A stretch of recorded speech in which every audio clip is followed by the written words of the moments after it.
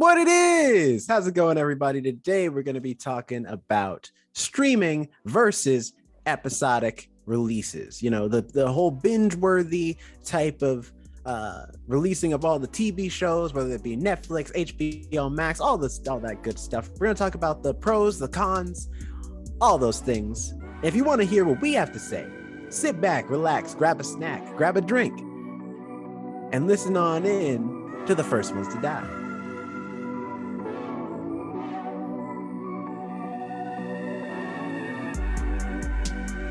Hello, everyone. Welcome to the First Ones to Die podcast. Jerome is doing some kind of salute right here. Gang sign. No, I'm freshening up.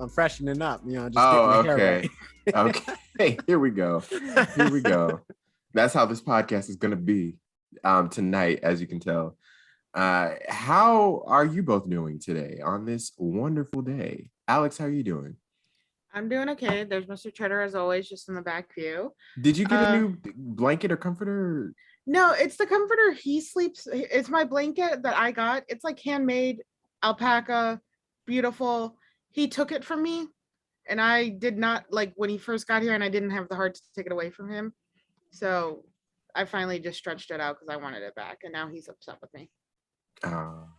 Like he's staring down the camera. Why is he staring down the camera? Because he doesn't like that. There. Instead of folded on a pillow for him, I spread it out because I wanted my background to look a little nice. And now he's very upset. angry. I'm doing good. I'm chilling. Yeah, that's it. There's no updates to give. I don't know why I acted like there was gonna be like a long lead up. How about you, Jonathan? How you doing? Good. Same old. Busy work week. We got to go to the Warner Brothers archives yesterday, which is really cool, seeing a whole bunch of costumes and props and artifacts from the Warner Brothers archives throughout the years. So was it in the water tower? Yeah, we saw the Animaniacs as well. I knew we got to hang with them.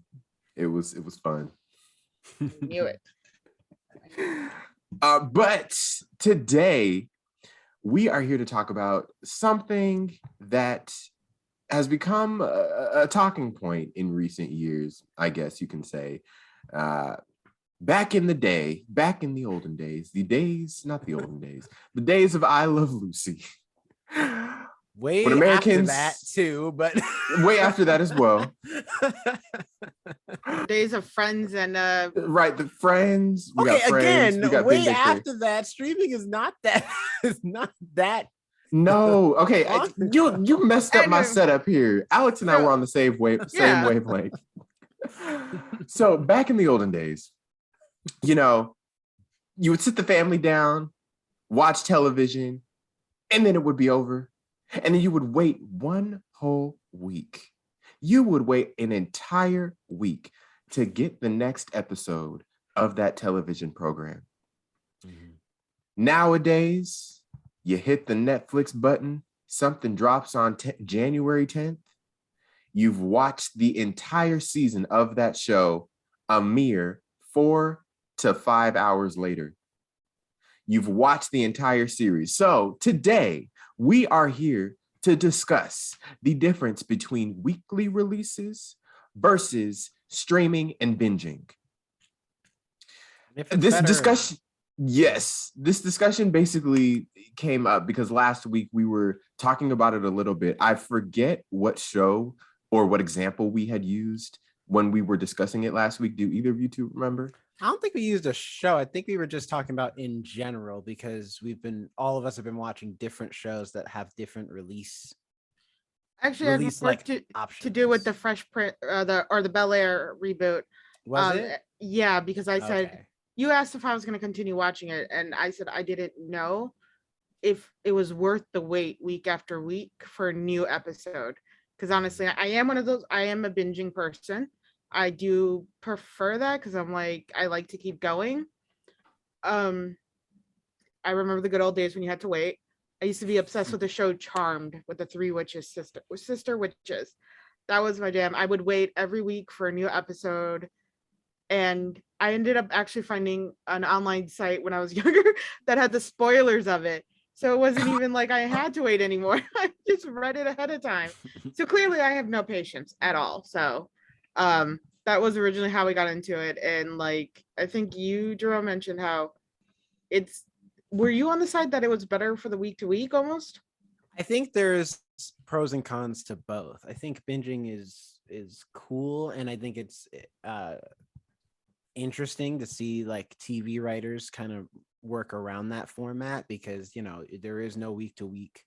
I mean, they still write it with like every episode has a cliffhanger because they want you to watch the next episode, but in the sense that but it's like the cliffhangers are less meaningful now, right? Because they know you're immediately going to watch the next episode. They're not going to do something that's like, oh snap, this person died. Like no, because it's like, unless that's like the show, but otherwise it's like, yeah, we're not going to do that big of a cliffhanger because you're going to immediately jump into the next one and immediately jump into the next one after that and stuff like that. So I think there is something, and I think there is something nice to also that binge quality, because it allows you to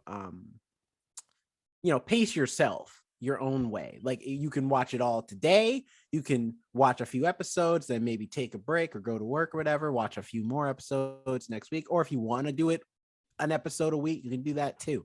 It puts control in the hands of the viewer as opposed to whoever's releasing the show.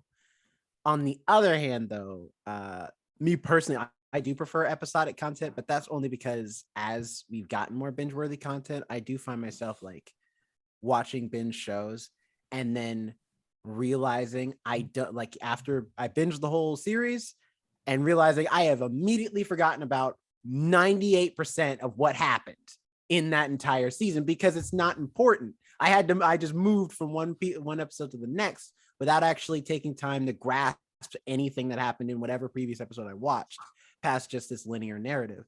And I feel like with the episodic episodes, it makes it easier for me personally to retain it, to actually like understand it and watch it and like have time to discuss it, and also build social aspects to it too, because it's like if I'm talking to somebody else who's watching, like let's say like Mandalorian or Book of Boba Fett, which those come out week to week, I have something to talk about. It's like, hey, you watched that new episode of Mandalorian? Yeah, hey, let's talk about it. And we can have like a full-on discussion. But with episodic, you also leave yourself open to spoilers, because that happened to me. I'm still so angry about this. I was watching The Righteous Gemstones. It's a show on HBO. They do episodic episodes. I fell in love with that show. Thought it was funny. Kind of helping with the religious trauma I have. Showed it to my sister. She was enjoying it too. I fell back a couple episodes, which was fine. And we were trying to talk about it. Like, oh, how far did you get? Mentioned kind of a part I was at. And she's like, oh, you mean where the guy gets shot? And I was like, trying to just get a popsicle from her freezer. And I ended up slamming that freezer door closed. I was like, what did you just say to me? The whole rest of the time I was just fuming at her. So like with episodic, you do leave yourself open to such big spoilers if you like miss an episode or two, because people are so excited because it was like you just got out. I feel like with binging it's the same thing though, because it's like the whole show's out, so it's not like anyone's gonna feel bad about putting on Twitter or Instagram or whatever spoilers for the show, because they're like, oh well, if you wanted to watch it, you would have been watched it by now. I watched it in a day, so you can watch it in a day, is their mindset on it. So Jerome, earlier you mentioned about how if you watch a show, you binge it, then immediately you'll forget about it. And this was something that we had talked about last week as well. And I brought up the sense that now shows that are meant to be consumed via binging, they get all of this hype. Say a show is released in September 1st, let's say, for the whole month of September, the show is just being talked about all the time on social media, in the media, whatever. By October, that show is already irrelevant because another show has taken its spot and it's already been binged and consumed by everyone who wants to consume it. And then by November, another show has taken that spot. You don't have the progression where everyone's waiting each week for an episode. Back in the day, we had the 22 episode long seasons, Now seasons are maybe 10 episodes if you're lucky. So we don't have that longevity where the popularity of the show particularly, can last for a long period of time. I think that's why a lot of shows are so short-lived, especially on Netflix or these other streaming services, because they don't have the longevity that shows that are meant to be consumed week by week have. In particular, I love watching week to week. I've gotten so I've gotten so used to the concept of binging that, you know, I do binge things. I hardly ever like watch things in a row. I hardly ever watch like a series just straight on. I can't sit down and watch 10 episodes of a show in one day. I know people do that. I cannot, but I probably prefer the week by week. I just think back to when I started as a kid watching like reality TV, Survivor. I would look forward to every Wednesday night, and Wednesday would be my day because Survivor came on, and I would look forward to Wednesdays because it's the middle of the week. It's Survivor Day. So I would look forward to that day in the week. Same with like Big Brother, Thursdays, the evictions. And so I would be so excited about that day. Now you don't get that hype. You don't get that anticipation, looking forward to what's going to happen next. What is the cliffhanger that's going to happen on this episode, whatever. Also, I think it has reworked the way that people write these shows because they know that they can hold the audience for a longer span of the season. They don't have to worry about losing an audience week to week. They know that most likely, if you watch one episode, you might watch episode 2 and 3 just because it's there. So they might not put a whole bunch of juicy stuff in episode 1 or 2 versus a week to week show where you might have some juicy stuff in episode 1. So that way someone will remember to watch it a whole week later versus one of the shows that are streaming on and you're binging the show. You don't have to retain the audience's attention like that. You can have more of a slow burn. You don't have to have all these cliffhangers. You might have a cliffhanger at the end of the season so it can retain their interest for the next season, but you don't have to have all of these cliffhangers episode to episode to episode. You can have more of a slow burn. That's why I think some of these more slow burn shows and limited series have gone to streaming in the binging kind of way. That's and why they all died these off, noise though, too. Yeah. Right. All these noises. Also, is that kid So too? you hear but that, yeah, I could hear him the whole time. Yeah, but I agree. But wait, really quick. Yeah. That is when you were just saying that's why they fall. But that's also why shows like just on normal TV or stuff like that are episodic run far too long. Like, although I have loved it, Supernatural, that show should have been dead years ago when it's finally stopped. And like, there have been series and shows that you know of that are just like, you could have ended them for so long ago, but because they kept good ratings for certain networks, you know, they were held so much longer. But streaming, you can kind of base, you know, what the interest is of people and see if the show is really worth continuing going or not. Like with Stranger Things, it fell off apparently on the third. I don't watch it, but I'm highly aware it fell off on the third season. That's what everybody said. Even the second season was not even really worth the watch. Now they're coming out with fourth and people are like, why? You're clearly aware that nobody's any longer binging this show. So like, why are you trying to do it? And now they're trying to do like season 4A to season 4B. So they're trying to almost do that episodic, but in like chunks now. And it's just showing that like they want the attention, but they're not able to get it. So they're trying to do that, you know, style. Well, I think what it is that they're changing their approach because they're realizing that, like you saying, Jonathan, of like the binging aspect being, you know, that slow burn in the middle of the show. The problem is that when you do that, and this is proven, how many shows have come out on Netflix that came out and died immediately? Because it's like, the problem is that if you're not a very skilled writer, that slow burn can make people immediately just stop watching entirely, because it's not like, that is the one saving grace for most episodic content, is that we don't know what's coming next week. So for a lot of people, it could be like, well, the show's not really good right now, but the season's not over. Let me wait until we see, where it's going, week to week. And that by that time, you're already so invested. Right. Because that's like, it's Book of Boba Fett just got off on that, essentially, because people weren't really feeling the start of Book of Boba Fett. But then episode 5 came out, which was just Mandalorian season 3 in this show. But people enjoyed it so much that it reinvigorated that show on the back end to make people actually interested to continue watching it. Or was it episode 4? Either way, 4 or 5. But the point is, being episodic saved that show, to be quite honest, as far as ratings goes. But with the binging, you just said you can remember stuff. You just did that now. You do that. Like, people do that. They don't remember what episode is which. I may not remember what episode, but I remember a lot of what happened in that show as far as like actual events. And that's the thing. Like, I can't, if you asked me what happened in Umbrella Academy season 2, I can't tell you. To be quite honest, outside of, there's this one girl who can, like, her power, she can have everyone else's powers, and they were back in the 1960s. Past that, like, I maybe know some disparate things, but if you ask me to give you like direct plot details, couldn't tell you. But I can tell you how, like, specific episodes of SpongeBob, specific episodes of Fresh Prince, you know what I mean? And it's because those I wasn't expecting SpongeBob as the example.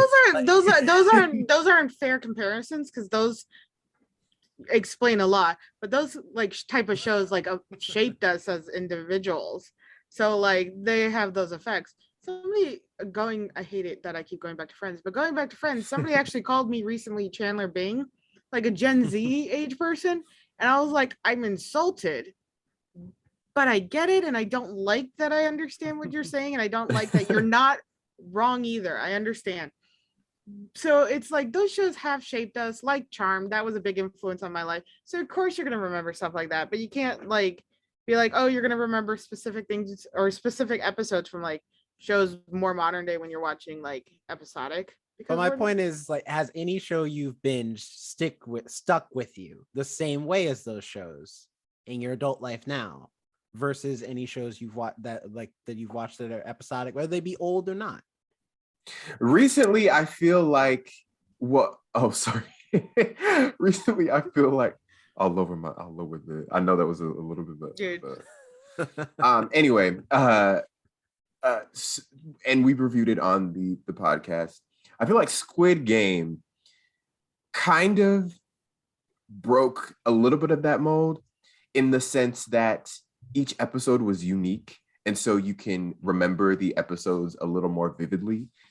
You can remember I don't remember which episode it was, but it was the episode where they played Greenlight? No, the episode where they played the marbles. Oh, yeah. Yes, but you know what that might be, though? It might be because it's a foreign show. It's not Western writers writing it, so they don't have the same mindset that we do as far as like, this is how I'm gonna write this show. BoJack Horseman, I know it sounds silly, but that show has stuck with me in my adult life. There were scenes and episodes that like hit me on a way personal level, and that has stuck with me. Those are episodes I can recall, and it's a show I definitely like binged and waited for the next season to come out and everything like that. I mean, that was such a good show, and it hit some real areas that you didn't expect a horse character to hit. And like, go ahead. I was gonna say, with the episodic release, I also feel like, and we had touched on this last week as well, but you're able to digest it more. You're able to listen to other people's thoughts on it. It's that water cooler thing at work where it's like, did you see the last episode of blah, blah, blah last night? And people talk about it. And I feel like that's why Euphoria in particular is doing so well right now, because it's blowing up. It's everywhere. Yes. Like, I knew that. I don't think Euphoria is so crazy. It is. It's great. I don't think Euphoria is fair because that's actually just a good show in general. Well, that's true, okay, but it's also it's not necessarily it's also show that's good is immediately going to hit the pop culture, whether episodic or binging or not. Right. So if that's it's a good like, show, it's a good show. It's not like fair to use that as an example because it that's is fair because Squid Game is a fair show, and that you could binge, and it blew up the pop culture zeitgeist too, just as much as Euphoria did. So but it's like if it's a good show, it's just a good show in general. But have we noticed that these shows that we're using as examples of good shows, they have a lot of shock value. And with Euphoria, there's a lot of shock value. Something happens every single episode, which is why you're able to talk about it the next day with your friends, your coworkers, with people online. I listen to reviews on YouTube, people talking about the show, podcasts like we do for shows. So I think with that, I'm able to consume it more. If Euphoria just released all at once, it would be much harder as it is to talk about shows the whole season. We do it on the podcast. We try to talk about a whole series in one episode, and it's kind of hard, which is why we like run long sometimes because we're trying to talk about 10 hours sometimes or however long of an entire show. Mm-hmm. Whereas with the episodic, you're able to break it down and digest every single piece of the show. I'm still just more for binging just because of the attention span I'm aware that I have. Episodic, I will lose interest. I will forget. And even though I like Good Place, I love that show with Kristen Bell. It was a show that hit me again on many levels. But when they went on that little, hiatus in that middle of like winter break, I'd forget that it came back and I forget to watch it. And I forget week after week until it was like, oh, I'm behind 5 episodes. Same thing happened with Righteous Gemstone. I left myself up. I'm still pissed. I left myself open for that one too. And like a lot of shows that I've watched, I end up falling off because I'm waiting for the next episode to come. And even if it's good, even if it's like something that can hook me really well, again, like Good Place, that was such a good show. That was a show that, again, hit me on so many levels. And I recommend people watching it. I ended up just dropping it for a while just because I was distracted by a show I could just watch and absorb. For me, it's the long-term absorption is like, I need to see it now or I will forget about it and just move on to the next thing, which is why I don't date. But I here's the thing though. I think, and this is because I think it's when it comes to, that aspect of it, I think that episodic or binging, either or, like there's pros and cons to both. But at the same time, there is something to be said because all these streaming services are now going back to episodic. And I think it's because they realize like it's just too much. It's hard to do.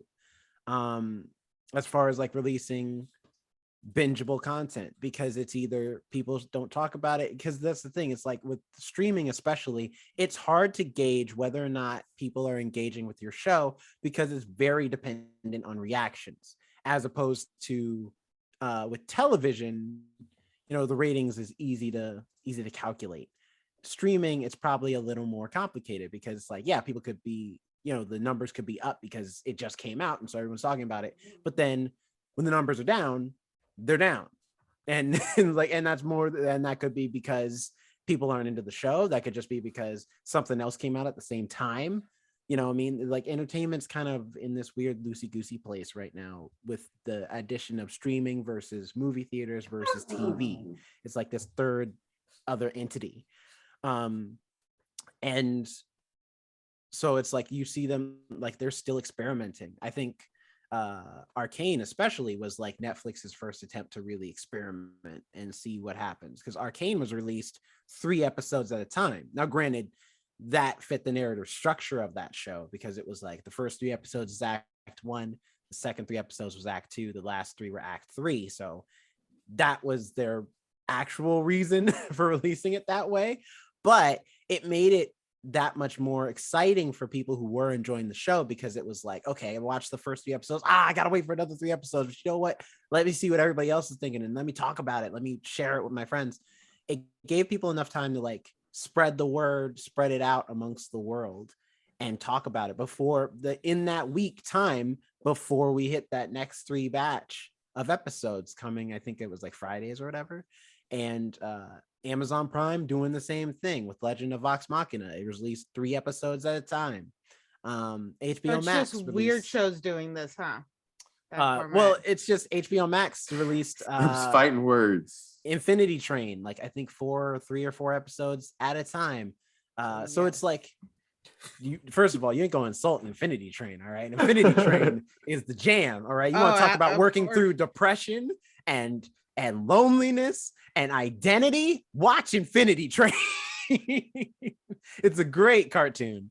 And episodes like, I don't know, like 15-20 minutes, so you can burn right through it.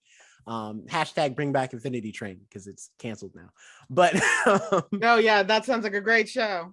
But like, watch Infinity Train. Watch the first episode of Infinity Train. I dare you. I double dare you. Tell me you ain't gonna watch the rest of the series. I'll watch it and let everybody know what I think. Honestly, I'll do my own mini review. I get what you're saying, but that's also the formats of like how they're trying to create the show and present them. I mean, again, it's the same. It's the way they're trying to create the narrative for themselves. Like with Bel Air, they did the first 3 episodes, and now they're going episodic. Mm-hmm. That's why they made the first episode so long. They were trying to almost get out all the like narrative. This is who they are. These are the characters we're presenting you out of their way, and then they move it to like smaller time frames of like 30 minutes. So like they're trying to also cram this at the beginning, give you this feel of like, these are who the characters are. You see them? Okay, good. And then they move on to the episodic episodes, or they move on to the binge-worthy part. So it's like, if you're trying to just do this and kind of get out all the like little, almost like the first season in one episode, isn't that kind of like doing the binge-worthy stuff, but they're just jamming it into like 3 episodes feeling of like one season, and then they're finally doing it the other way? I think that is their intention, is to kind of have a mid compromise of like, okay, we'll release at least the first 3 episodes in the beginning, and then we'll go to episodic, just to like give those binge-worthy those people who do binge shows like that same satisfaction of binging a whole show without actually being able to binge the whole show. However, that is something we haven't really talked about, which is that time is now a new thing. Because for a lot of shows, it was like, okay, if it's network, you know for a fact, majority of that show is probably going to be 30 minutes, maybe an hour, but really 45 minutes, like with commercials. If it's cable, it's going to be just a straight hour, you know, stuff like The Sopranos and stuff like that. No, that's paid now. That was extra cable, like premium cable. Yeah, like that was like premium cable. Now it's like there is no time limit. You can do what you want, because we've watched how many shows like we reviewed on this podcast where it's like every episode's a different time, or every episode's strictly an hour long or strictly 30 minutes. Like there's no limit. And I think that's also the part too that we have to take into account, because it's like binging a show where every episode's 30 minutes is not the same thing as binging a show that's every episode's an hour. It is like a different feel. There's different information that you're taking in at one time, and it probably does make it a lot easier depending on that factor too. Except for Chewing Gum on Netflix. Michaela Cole, Chewing Gum, it only had 2 seasons. The episodes were 30 minutes long, and it only had 6 episodes per season. So it had 12 total episodes of 30 minutes, and it was a great show. But they didn't make any more seasons after that. And I was super disappointed. Yeah, I mean, I'm just saying, because that's another thing that also makes binging feel long, is that every episode is like, because I remember like binging the Marvel shows when they had the Marvel Netflix shows like Daredevil, Iron Fist, Jessica Jones, all that stuff. And those seasons were 13 episodes, each an hour long. That's 13 hours to burn through of this show. And it really didn't feel like the longest one was Iron Fist, but that's because the show was trash, not because the season was long in general. I've never seen a show where you can skip 8 episodes and not be lost in a 13 episode season until Iron Fist came out. But regardless, like that is a thing too, and that's why I say like there is pros and cons to it, because it's like with the binging of like trying to binge a show that's like an hour long. It's rough. At the same time, though, you look at something like a Game of Thrones season 8, and it's like it didn't matter that every episode was an hour long. Nothing was really happening. Oh yeah, they were like mini movies by the end. You know what I mean? So much. One super positive thing about binging, for me at least, it's kind of a negative as well, but I'll start with the positive first. We always want to start with the positive. Is the fact that they're typically, unless you Hulu, I'm looking at you. Or Peacock, I'm looking at you. I think I've gotten them out the way. Is there's no commercials. The fact that there's no commercials. Got to throw Paramount Plus in there. Oh, Paramount Plus, I'm looking at you too. Drive me crazy with that. I'm trying to watch on Ink Master and I can't because it keeps getting stopped by commercials. Ink Master made me fear people doing lines on me now. But go on. For real. Dude, this is why I have such a hard time finding an artist. I'm sorry. Go ahead. No, but with HBO Max, with Netflix, with some of the other ones, the fact that there are no commercials is amazing for me because I don't like sitting through commercials. I like to know that when I sit down for 44 to an hour minute show, that it's actually going to be 44 minutes and not 55 with the commercials added in. The fact where the thing where that goes wrong is the fact that I don't know, like if say I'm eating and I finish my food, or I'm like eating something and then like I want some dessert or something. I don't know when to grab my dessert because I have to pause in the middle of when something is happening and go grab my dessert or just sit there until the show is over. Commercials are a break not only for the show, but for the audience. So in a sense, they're good in that way. You can, take a bathroom break and you don't feel like you're missing anything, or you're not pausing at a crucial moment where you take yourself out of the action and then you have to pause and then you have to put yourself back into the action. So you don't have to worry about that with commercials. So that's the positive of commercials. The negative to that though is that it's like you don't know how long you might be in that bathroom. I don't know. You might walk in there thinking you just got to do number one. Next thing you know, you slip on the bathroom towel, it's a little wet on the floor or something. Then you hurt yourself, fall on the floor. You got to recover. Then your show is a lot. Actually, do you not pick up your towel? Pick up your towel. I'm just saying, anything could happen where you could end up missing parts of your show too, and you got to go back and rewind anyway. That happens to me without commercials. I'll look away or I'll look down at my phone. I'll get up to grab something. Next thing I know, I'm doing dishes, and we're like, "Oh shit, I was supposed to be watching the show." Which there was something I recently watched that I was trying to get into that I had to keep rewinding over and over. It was a show I can't even recall. It was kind of boring. A friend tried to be like, "Hey, you should watch this. You'll really like it." I did not. Apparently I couldn't even finish the episodes. And I ended up getting up because I was bored, and I kept doing it. And then I'm like, okay, I know something interesting happens here, but my brain won't hold on to it. So, I mean, whether you bash your head open, you can still rewind the episode, but you will have to deal with the commercials again, which might lead you to go to the bathroom again. Oh, I thought you were going to say if you bash your head open, you will have to deal with the hospital, but then you can go back to your show. I don't know. I've hit my head pretty hard and bled. You're fine. I know a lot has been explained right now, hasn't it? I will say, to say some negatives to Episodic though, I will say the biggest problem with Episodic is that the show has to be good. That's the thing. Because it's like if the show, especially when it comes to, I remember Stephen Amell, who was on Arrow, said something that is very true. And I've had to deal with this in trying to write my own TV pilots and putting them into script competitions and everything else, which is that your episodic show its success really does hinge on those first 2 episodes. Because the first one, just to get people's attention, let them know what the show's about, and give them a feel of it. And then the second one is the indicator on whether or not people are actually going to watch your show. Because anybody can be trained to watch a pilot. And this is what Stephen Amell said. Anybody can be trained to watch a pilot. Because, if you have a great commercial, people watch the first episode. But then after you watch the pilot, the real test of if the show's successful is if anybody comes back to watch the second episode, because that means they actually are invested to watch the rest of it. And with binging, you don't have to worry about that, because even if the second episode fails or the third episode fails, for a lot of people, it's, well, I mean, I could just watch the rest of them. Like I could slow down and take my time, or I could find somebody to watch it with me and continue watching the rest of the show, regardless of the quality of the show. Well, that's just for the beginning of a series, though.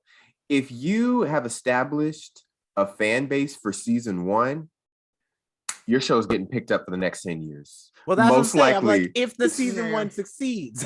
Exactly. Young Sheldon got picked up through season 7. They're on season 5, I think, right now. So they're picked up for the next 2 to 3 years, at least. There's also, I can't stand Big Bang Theory being, but I can't stop watching all these highlight videos that keep popping up in my YouTube recommended feed. There's a new show on ABC called Abbott Elementary, and it's pretty much like The Office, but takes place in an elementary school. It is hilarious. Quinta Brunson. From BuzzFeed. She worked at BuzzFeed, and then she did Black Lady Sketch Show, and now she has her own show on ABC called Abbott Elementary, and the show is hilarious. And that show, it started with like, I think, an okay audience. I don't think it is super great in the pilot, because they did like a sneak preview before the season aired. Mm-hmm. They said that the ratings for the pilot episode quadrupled over time. And now they just had an article that was released this week that said that ratings for Abbott Elementary have surpassed Modern Family. So Abbott Elementary will be on for, mark my words, at least 5 seasons. So with that being said, they have been able to kind of grow their audience over time.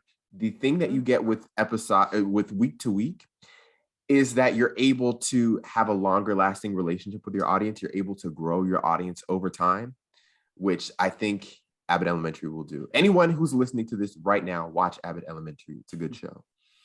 I would say the other thing hurting binging, and it's my thought pattern on this, is that the more bingeable content that you put out, unless it's like A+ stellar, like really, really good, most people forget about the show after a while, even if it's still coming out. Because I'm thinking about shows like Ozarks, and even Stranger Things to a degree, and Orange is the New Black, like all these Netflix shows that when they started, they were considered like top tier binge level worthy shows. And they were, and they probably still are. But because they released the whole season back to back, or released the whole season at one time, the sense of urgency isn't there. Why should I have to bother like immediately watching this show? Unless you're like a super fan. If you're like a super fan, you're going to watch it regardless. But if you're not, if you're just a person who's like, oh yeah, it is a good show, and you watched it, unless you're a hardcore fan, the day it comes out, you probably won't watch it. If you watch it at all, any of it, because what's the rush? The whole season's out. I'm not missing anything. Yeah, but episodic episodes do that when they create new shows. Like when with The Arrow, they created The Flash, and they had him guest star on The Flash, Stephen Amell. Yeah, Stephen Amell. I think it's Amell. Amell. They had him guest star on the first episode, which left you with this anticipation of, oh, he's gonna come back again. Of course he's gonna come back again. And that's how that whole DC universe grew. It was just that anticipation of universe. Yeah, it was just that whole, oh, they are going to appear, just that, crossover feeling. So they get their anticipation in other ways, even if the show is not good anymore. And I ended up, I loved Arrow. I was one of the first people to watch it before I got really big. And I watched The Flash, super excited for that. And I used to love Legends of Tomorrow. I loved Legends of Tomorrow by season 3, because I don't think anybody at CW was watching what they were doing over there. Because that show was watching their own show. Nobody was paying attention to Legends of Tomorrow. They got chaotic. There was like a giant blue teddy bear won against a dragon. It was really, nobody was paying attention to them. But it was just knowing that they may cross over with the Flash and the Arrow and that whole funny situation that kept me kind of attached for a little while, even though I stopped really watching the Flash. I stopped really watching the Arrow. I stopped watching all these other shows and kind of just stuck with Legends of Tomorrow. And eventually I fell off of that because I was like, oh, we already know when they're going to meet up. I can always just watch the meetup episode. They always wrap up with each other like, oh, this is what I've been doing. This is what's going on with me. And just so like that as well. So you had that. That's what I mean. Like those are events, but even still, those are events. Those are like epic moments. I'm talking about the show day to day, just the normal average. Hey, new season of this show's coming out. Anything special? No, but it's a new season. Well, that's the same with like you could say about episodic shows. What's exciting about this season? I would say that the thing about episodic shows, though, about the anticipation is that at the very least, people will tune in to the first episode because it's only going to come out one time. Or rather, the premiere is going to come out one time. After it's out, it's out. And even then, you only have the one episode. So even if you can't watch didn't watch it the day it came out, especially, and I'm referring to mostly like streaming services, stuff like when Peacemaker came out or Boba Fett, those shows came out with one episode, but you at least have a whole week to get those folks that would give that show a chance or would watch that type of content to watch it and feel like they don't have to watch a whole season to catch up. They don't feel like they have to watch like 6 or 7+ hours of content to feel like they can be a part of the conversation. It's only one episode. So it's easier to digest and say, oh, well, I got some free time. All right, like whatever. And even so that way, even if new seasons come out, it'll be a lot easier in people's minds, to not feel like they have to dedicate so much time to watching this one show when a new season comes out, because it's only ever releasing one episode at a time. It's easy to digest versus when you hear another Stranger Things is coming out, even if you're a fan or not a fan, given like the binge culture right now, in your mind, you're thinking to yourself, oh, well, that's a whole 13 or 10 or 12 episodes I gotta watch now. And it's like, no, one episode. Here you go. I feel like... Go ahead. I was just going to say, with the weekly releases, it's much more... You feel like... This is for me personally. I feel not alone in my watching experience because everybody's watching something at the exact same time that I'm watching it. This is when things air live on TV, not when it's just a week is released on Netflix or whatever. I feel like I'm a part of it. I can live react. Granted, I'm on the West Coast. We're on the West Coast, so we get things 3 hours after the East Coast anyways. No, before. No, we get them after. No, after. Because it's already 7 over there premiering. And it's only 4:00 here. No, East Coast, it's 3 hours behind us. Like it's right now, it's 7 here. It's like at the time of this recording, it's like 10 o'clock there. Right. So exactly. It's already so they watched it before us. No, it comes out I'm saying, like, for example, Euphoria comes out. No, we're not talking about just like regular TV, right? Yes, TV. Like if something comes on at 8/7 Central, it comes on at 8 on the East Coast before it comes out at 8 on the West Coast. I know what you're saying with Euphoria. Oh, I see what you mean. Okay, gotcha. Yeah, I'm with you now. All right, we're all there. Go on. I know what you're saying with Euphoria though, because we get it at 6 while they get it at 9. Right, that's what I meant. But yes, okay, I see. Right. Okay, we're on the same page. But I feel like in that sense, with the live television viewing experience, I feel like I'm watching something and I'm a part of this community. I can live tweet and I don't have to worry about spoilers. With the binging situation, and I do enjoy binging. I don't want to say that I'm harping on it this entire time, but with the binging situation, I'm going to harp on it a little more. With the binging situation, I feel like by the time it releases at midnight on whatever day it comes out, somebody has magically already watched the entire series and I'm already behind. I'm like... How does that happen? Not only that, but then clips are on YouTube already from yes. like later episodes. And it's like I feel like I'm already behind, and I could watch it the day it comes out, but I'm already behind in the situation. People have already reviewed it. It feels like before it even comes out, people have already reviewed it. There's reviewers who are giving their thoughts on it. It feels like the magic of watching it at the same time and getting those surprises on TV at the same time are no longer there with binging. That's like, both of you have very fair points. Jerome, I will say with you, I think you need people who are a little calmer. They don't need to binge, all right? They just want to. They don't need to have to watch the show.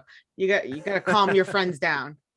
Who's ever like, I'm just saying. I have some friends with bad addictive habits. All right, they watch the whole thing. Still, and I'm just like, you could just not. I mean, throw some ice water on them. It's not like there's a gun to your head, like, hey, you gonna watch all right, of which is what I'm saying right now. God dang it! Right, which is exactly what I'm saying. Is like I enjoy binging because I can watch it like on my own time. Sometimes I just like keep going through episodes and like from that. I don't need to watch the 13 hours right there and then, but it's like good to have this like consistency with the show. And I get what you're saying, Jonathan, about like the community and being able to like live tweet stuff, because that's something. It's almost like enjoying watching it with people around you, especially during this time in the pandemic. We're still so separate, and we're relying on social media to stay connected. That being said, I just don't enjoy episodic because 1, I'm not patient. 2, I lose interest real quick. That's my main standing point. And 3, I feel like with episodic, they also try what you guys were saying about the little cliffhangers at the end, bring you back every week. I also feel like sometimes they're really unnecessary. They make those cliffhangers and they force them into the show. So you're like, okay, yeah, you could have just answered it. You had like 15 minutes. Things could have so been resolved in 15 minutes. But sure, let's keep going around the circle so you can drag me back next week. With binging, it's like, yeah, sometimes you don't get those cliffhangers or the intensity of it, but you just get to enjoy the storyline, almost like a book. I don't know if that's a boring way to put it, but it's almost like a book. You can have the whole book and you are in control. So there are people who are like, I need to finish it. I need to finish it now. Again, you need to tell those people, calm down. But it's like, I can have it and I can go back and I don't feel like I'm interrupting the story when I go back and rewatch certain episodes because they weren't clear. Like In the Shadows, I binged it, even though it's going to be episodic when it comes back. And I enjoyed it so much that like I genuinely just watched the whole series without realizing I got to the end. And like there's a lot, I feel like with binging, if you really do enjoy it, you don't realize you got to the end because you just flowed with the story so well. I didn't have to force. The break wasn't forced in, and there was no like, oh my God, I could just be like, okay, let's go on to the next episode. I'm enjoying this river down the stream, the swim down the river. I will say, and I think the Marvel television shows are suffering from this, but even if they don't want to admit it, because they're releasing their shows 1 episode a week. But I honestly think when they made the shows, they were written with the intention to be binged. And I only say that because I point to WandaVision specifically, because WandaVision. Didn't they release the first 3 episodes and then? No, they released the first 2. But when they gave it to reviewers to review early, they gave them the first 3, which is why all the buzz from all the reviewers coming out was like, we are loving the show. It's exciting. We can't wait to watch the rest of it. It's going to be awesome. And anybody who watched it when it came out, the general public, they were like, I mean, it's good, but I don't know if I want to continue watching this, because that 3rd episode was the one that introduces the mystery. The first 2 are just a sitcom with Wanda and Vision in it. And but I think honestly, if that show had been released as a binge, like as the whole season, start to finish, people would have loved it way more than they did. And they already love it now, but I think people would have loved it like from the top without any question on if it was going to be good or not, because it's very clearly written that way, of you to kind of just jump from one episode to the next episode to the next episode. And I think that's the thing about binging that I think is a pro, is that it's a format. It's not just a way to release your show, it's also a format, or at least it can be. Just depends on how you write the show. Because if you write a show around that concept and around that idea, you can do some really awesome stuff. And to your analogy, Alex, of it being like a book, I think those are the best shows that are written to be binge do feel like that. They feel like you're watching separate chapters, and whether you watch them all at the same time or you watch them separately, it's still like has that flow and constant narrative versus most, because anything that's written to be episodic really does feel that way. It feels like, all right, this week, here's this episode. This week, here's this episode. Versus binging content, it feels like a constant, like overarching story going from start to finish. And that's some of the fun stuff that can be done with binging too. So, What about binging an episodic episode? Do you think it loses some of its like value that way? Because like, again, within what we do in the shadows is technically an episodic episode. That word's starting to not sound real. Episodic show. Episodic show. That's the correct way to phrase things. I did end up binging it. And like I said, that show had such a good flow to it, and it wasn't created for binging, but it had such a good flow that all of a sudden I was at the last episode really upset because I'm like, well, the ending upset me. What happened upset me in the show, but like it was like I was already ready for what was to come next. So there are like episodic shows that can be binged and they have that proper flow. And I think there may be some binge-worthy shows, like almost like Lost. Lost. I don't know. I feel like I've heard a lot of people binging Lost in the last like 10 years. I think Lost you have to binge because it's so weird. It's so weird. It's like all of it's out, so it's easier to consume. But I will say I think it can be done. It just depends on the writer. That's the biggest thing, because it's like if the show's not, first of all, if the show's not well written in general, it doesn't matter if it's been binged or episodic at all. It's just not going to be received well. But if a show's written really well, you can still have an episodic show that at the end of it, you can binge and get the same satisfaction out of it. You might not get the same social satisfaction out of it in the sense of like being able to talk about it week to week and feeling like you can chime into each conversation, because everybody might be at different places as far as the episodes they've seen. But as far as like watching the show, your personal enjoyment of the show, you probably get the same thing if you binge a show that's meant to be binged or meant to be episodic. There's also been on Netflix, they've been doing kind of a hybrid situation, especially with some of their reality TV, where as opposed to they released the first 3 episodes, like this is what iCarly did, this is what Bel Air did, this is what WandaVision kind of did. Like I said, Arcane, 3 episode batches. They dropped those. Right. Like Arcane or but let's focus on some good examples though. I don't know if this example is going to be any better. Okay, I know that the show's good. Don't do that. Don't have that evil smile you got. Alex, you're Arcane.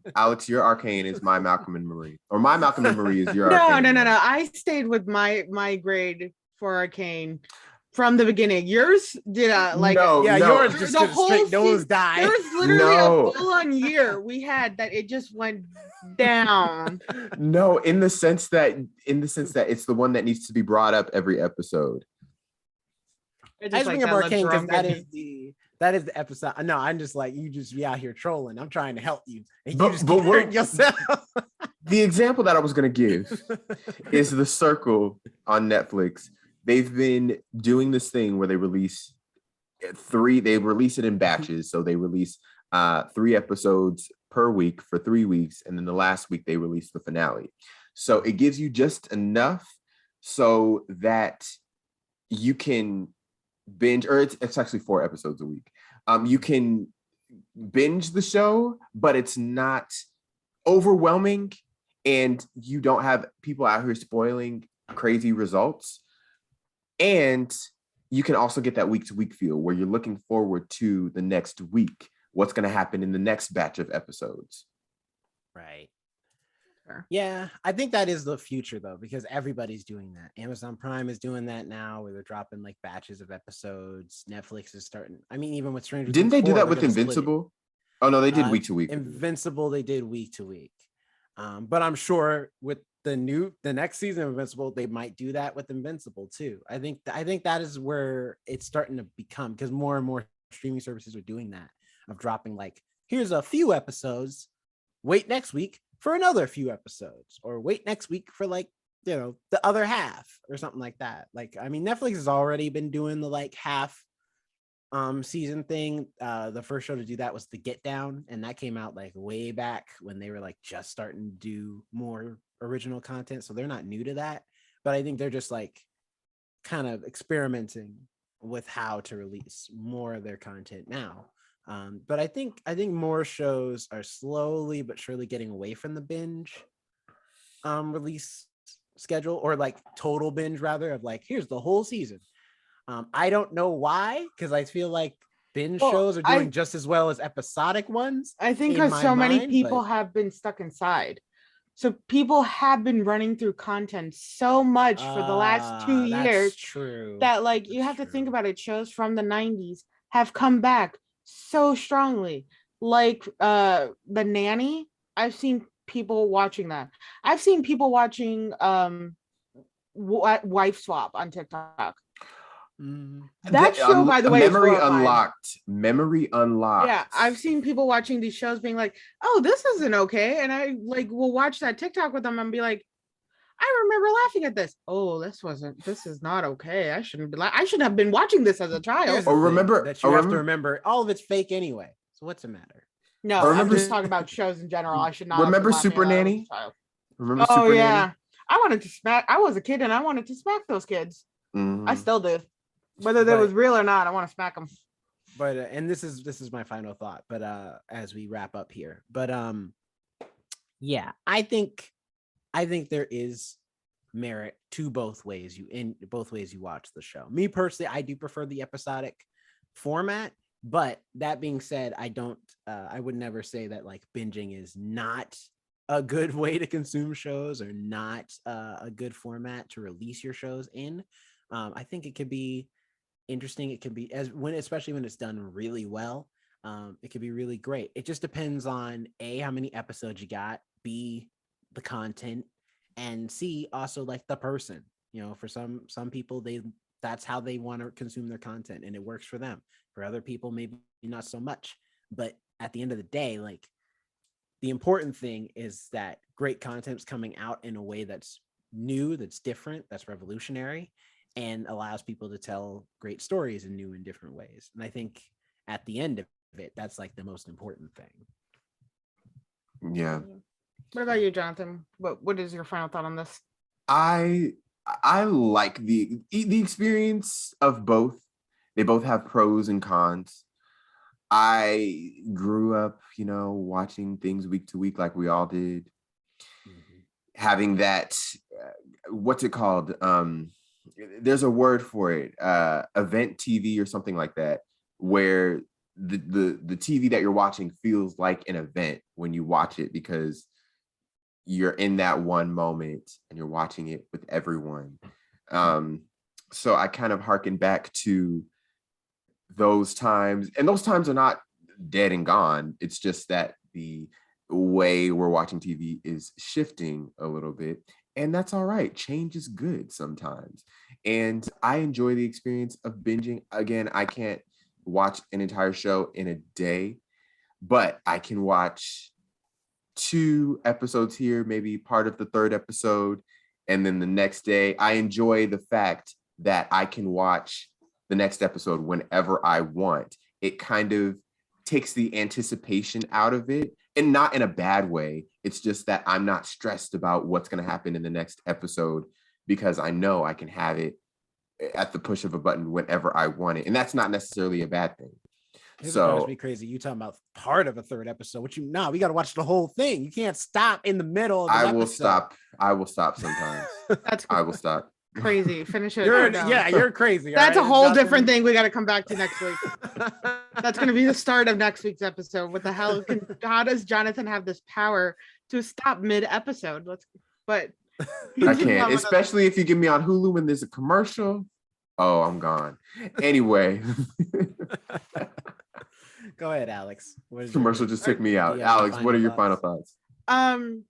Well, as I've experienced, binge worthy or episodic, I will get spoilers from anybody anyway. Internet age. I was talking from people. One of the things, and I still not letting it go.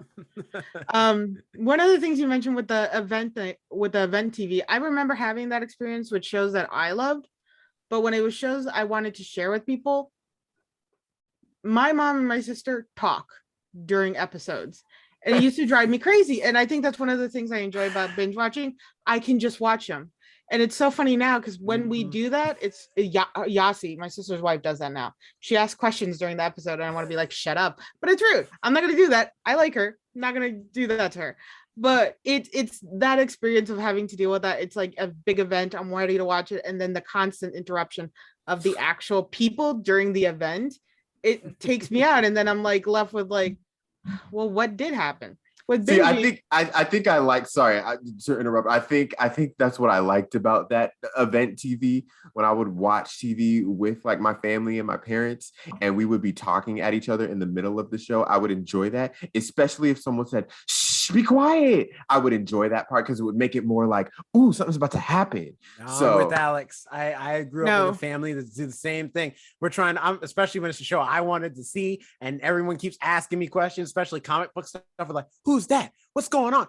I don't want to answer questions right now. You watching the same show I'm watching. Just pay attention. Worse is when I watch movies with them, especially because I always loved horror film. They would try to think about the plot and they're like, oh, this is going to happen. I'm like, I'm aware it's going to happen. It's like a cheesy horror film.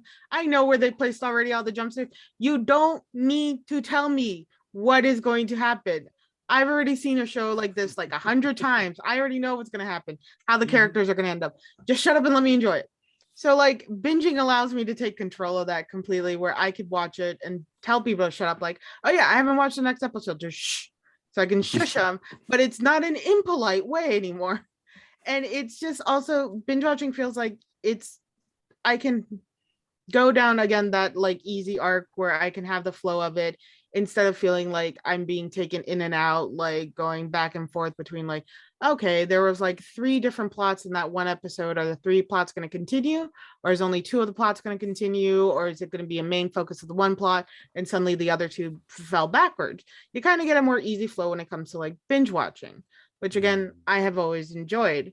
But I understand episodic. I do feel like there's something good to it when done right, like the Righteous Gemstones. I jump back to that show. They did have moments where it was a clear flow and you could just watch from one episode to the next. And then they had very good episodes where they did it right at the end. They were able to grasp you and be like, hey, you're going to watch the next episode. And it felt good. And I think when it comes to binging and episodic, or doing that mix of like the 3 episodes here and then episodic, you have to be careful where you're placing those like gripping episodes. Because if you do it too early, you're going to kind of flatten out at the end and be like, oh, that wasn't really worth it. If you're putting all of it at the start, and if you don't give enough to the viewers, because nowadays, because we're all streaming, because of the pandemic and everything like that, you end up just being disappointed, being like, well, I have the show I can watch. Maybe I can just fill up on this show. Kind of like a appetizer where I'm like, oh, I can take care of this show. And then that show just gets lost in like translation and you just forget about it, which unfortunately happens with a lot of, decent shows nowadays, because it didn't give you what you wanted at the time. So I favor binging, but each to their own. Yes. And with that being said, that is our discussion. You can't speak either. Comment below. Tell us what you prefer. Binging, yeah, what do you prefer? Episodic. What are your pros and cons? And how would they reach us, Jerome? Yeah, quickly get out of here. Socials, Alex, go. You can find me at Alex and Nobody on Instagram. I don't really go on Facebook, so find me on Instagram and also TikTok. And I handle the TikTok account of the podcast, where you can see little clips and everything of the show that I post weekly, semi-weekly. What about you, Jonathan? Where can we find you? Jonathan, go. You can find me at Jonathan Keys on Twitter, Instagram, wherever you please. Jerome, go. All right. You catch me at Not Jerome Red on Instagram, as far also at RoboZoom Media and at Jerome_the_show. Also, if you want to follow all of us, find out everything we're doing as far as content, new videos, new podcasts, all that stuff. You can follow us at The First Ones to Die on all our social medias, including Instagram, Twitter, Facebook, all the good stuff. And if give us 5 stars. Content, that's right. Give us 5 stars. If you want extra content, you can find gaming videos, vlogs, book reviews, mini reviews for stuff we didn't have time to do a full podcast for. You can find all that stuff at YouTube at The First Ones to Die podcast. Go on up there, see all types of extra content. Also, we have all video versions of all the podcasts we filmed. So if you want to see our beautiful faces, go on over there and check that out. Next week, we're talking Euphoria. Finally, it's getting good, man. That last episode with the eyes and the fog. That's all I'm going to say without spoiling anything. But I'm just going to tell you now, I'm worried. I'm very worried. That episode may end up being a little longer. Also, for our bookcast, look out for me and Jonathan talking about Vlad, and then I'm doing a mini review with Jerome of Peacemaker. So I'm going to be... So lots of stuff coming down the pipipeline. And then also we might also be doing... I was going to say a mini review of Legend of Vox Machina as well, coming from yours truly. So that's also coming soon too. Okay. I was going to say, and we might also be dipping into the Big Brother Canada as well. That's right. So I'll say it real quickly. We're still within 5 minutes. So our guest from last year, Kyle Moore, we talked about it on the episode that he was confused for another person who got cast on Big Brother Canada last year. Well, he said that he was going to audition, and he got cast on Big Brother Canada, the upcoming season. So that's very exciting. We're going to root him on. We're very proud of him, and we are going to watch the first few episodes and do probably a mini review, me and Jonathan, because Jerome doesn't want to bother with Big Brother. But I am proud of Kyle and seeing him do this. I just might not have time to be sure. It's because you didn't get to beat him. That's why. It's okay. He's a very lovely man. So yeah, more. I did listen to the episode. He sounded like a nice guy. Nice. All right. Take care, everybody. Have a good night. All right. Bye. That was a weird sign off. That was a weird ending, guys. Bye, everyone. Bye.